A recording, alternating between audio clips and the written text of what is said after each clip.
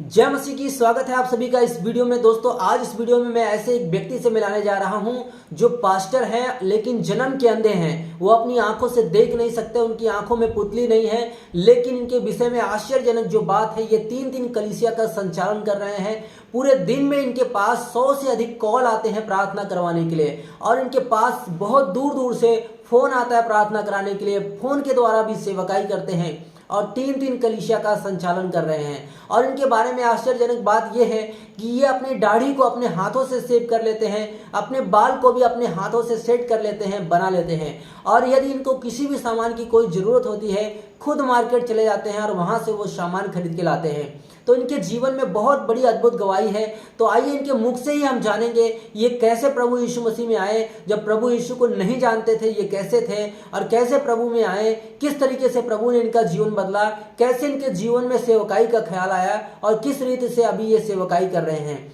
तो मैं स्वागत करता हूं पास्टर अजय जी का। अजय जी, आपका स्वागत है। आप इस वीडियो में लोगों को बताएं कि आप कैसे प्रभु यीशु मसीह में आए, कैसे आपने सुसमाचार सुना, कैसे आपकी सेवकाई इस समय चल रही है। तो स्वागत है, आप बोल सकते हैं। सबसे पहले हमारे सभी देखने और सुनने वालों को हमारा जय मसीह। जितने मसीह भाई बहन सबको हमारा जय मसीह। हम सर्वप्रथम, हमारा नाम अजय मौर्य है और मैं डिस्ट्रिक्ट जौनपुर का रहने वाला हूँ। मेरे जीवन की गवाही है कि जब मैं प्रभु यीशु मसीह को नहीं जानता था तो मेरा जीवन पागलों के जैसा था।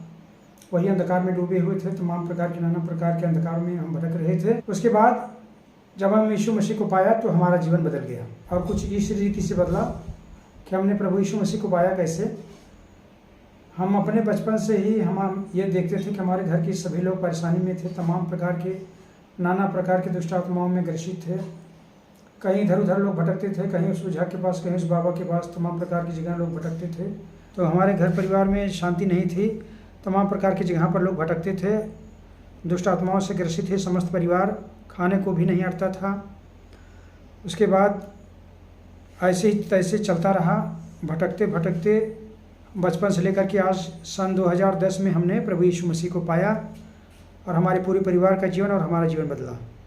और जब हमारे घर और हमारे परिवार का जीवन बदला तो जो मैं अपने जीवन को पागलों की तरह बिता रहा था, वो एक अच्छे जीवन में हम आ गए हैं। प्रभु यीशु मसीह को जानने के बाद हम एक अच्छे जीवन में आ चुके हैं।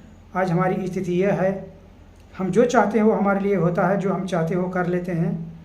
और हम हैं इस स्थिति में, लेकिन हमें किसी से सहयोग हमारा लेने को नहीं पड़ता। हमें स्वयं अपने हाथों से हम अपना काम करते हैं। कहीं आने जाने के लिए भी हमें किसी की ज़रूरत नहीं पड़ती है।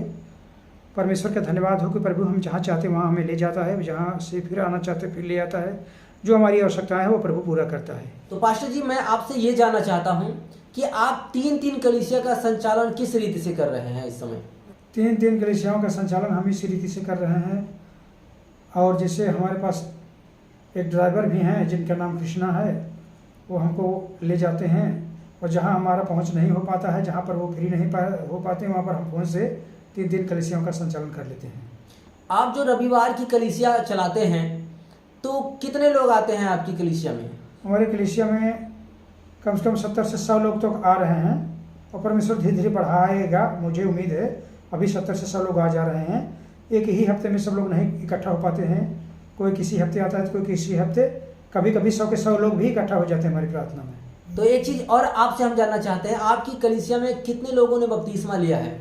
अभी हमारी कलीसिया में कम से कम 50 लोग बपतिस्मा ले चुके हैं। और मैं आपसे जानना चाहता हूं, जब से आप सेवकाई कर रहे हैं तकरीबन कितने लीडर आपने तैयार किए हैं? अभी हमारी सेवकाई में कम से कम 10 से 15 लीडर तैयार हो चुके हैं। तो मैं आपसे ये जानना चाहता हूं कि आप फोन से किस तरीके से सेवकाई कर रहे हैं इस समय? फोन से हमारी सेवकाई चल रही है, जैसा कि हम 10 बजे से लेकर के 3 बजे तक, फिर 5 बजे से लेकर के सारी रात तक हम जो है संचालन करते हैं। कलीसिया का लोग हमारे पास फ़ोन करते रहते हैं दुआ प्रार्थना के लिए। मैं लोगों के लिए प्रार्थना करता हूँ और वो फ़ोन पर सिखाते भी हैं। पास्टर जी, अगर आपसे कोई संपर्क करना चाहे तो वो किस तरीके से कर सकते हैं? जी, यदि कोई मुझसे संपर्क करना चाहे फ़ोन के द्वारा, व्हाट्सएप के द्वारा, हमारा संपर्क नंबर है 9793201648। यही नंबर आपका व्हाट्सएप और कॉलिंग नंबर दोनों है? दोनों है, यही हमारा नंबर दोनों है। इस नंबर पे फ़ोन करके कोई आपसे कभी भी प्रार्थना करवा सकता है? इस नंबर से हमें कोई फ़ोन करके प्रार्थना करवा सकता है सुबह में 10 बजे से 3 बजे तक, फिर 5 बजे से पूरी रात तक। सुबह 10 बजे से शाम 3 बजे तक और फिर शाम 5 बजे से पूरी रात तक आप उपलब्ध रहते हैं व्हाट्सएप पे और अपने प्रार्थना के नंबर पे। और फिर सुबह आप 4 बजे उठ के प्रार्थना करते हैं सभी पास्टर के लिए, आप सभी अगुओं के लिए, सभी कलीसिया के लिए, सभी लीडर के लिए, सभी विश्वासियों के लिए, ऑनलाइन जो फोन से प्रार्थना कराते हैं उनके लिए। जी हाँ, मैं सुबह 4 बजे से प्रार्थना में लगता हूँ और मैं 7-7:30 बजे फ्री होता हूँ। उसके बाद कुछ अपने दैनिक क्रियाकर्म करने के बाद मैं नहा खा के 10 बजे फ्री होता हूँ। फिर से हम फोन पे आ जाते हैं लोगों की सेवा में।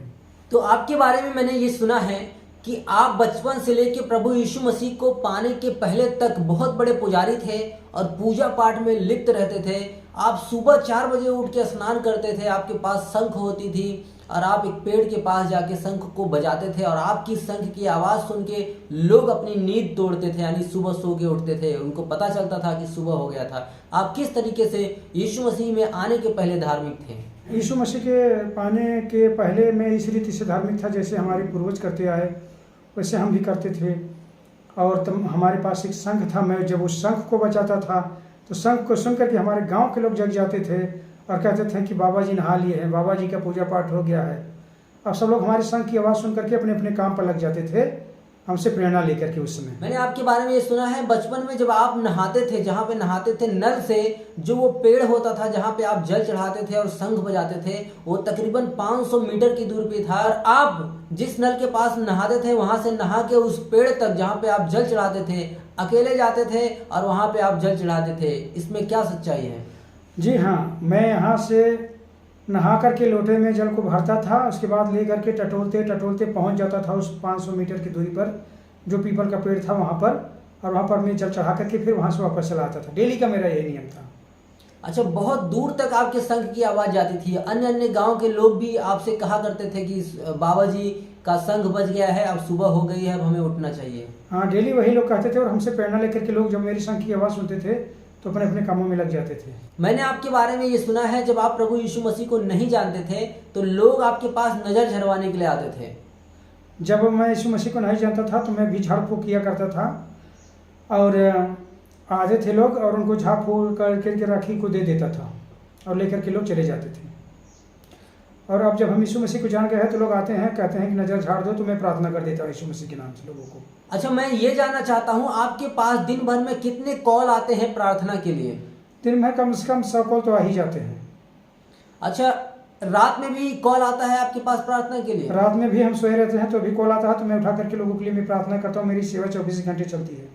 मैंने आपके बारे में सुना है कि आप तकरीबन 10 से अधिक बार वचन को सुन चुके हैं, नए नियम को, मत्ती रची सुसमाचार लेके प्रकाशित वाक्य की पुस्तक तक। जी हाँ, मेरे पास ऑडियो बाइबल है, मुझे मिला है पास्टर के द्वारा और मैं डेली अध्ययन करता रहता हूँ। कम से कम 10 बार से ज़्यादा सुन चुके हैं नए नियम को। और मैं ये भी सुना है कि आपने पुराने नियम को तकरीबन 3 से अधिक बार आप सुन चुके हैं। पुराने नियम को भी सुना हो, नए नियम को भी सुना हो। और मैंने सुना है कि आपको बाइबल के बहुत सारे वचन बिना देखे बोल लेते हैं आप। हाँ, कुछ वचन प्रभु ने हमें दिया है जिसको हम बोल लेते हैं। और आप फोन से भी एक कलीसिया चलाते हैं। आप जौनपुर जिला से हैं लेकिन आप फतेहपुर जिला में फोन से कलीसिया चलाते हैं, वो कैसे चलाते हैं? वो चलाते हैं यूट्यूब के द्वारा। मेरा नंबर फतेहपुर वालों ने पार मुझसे संपर्क किया और उनका कोई रखवाला नहीं, कोई चरवाहा नहीं।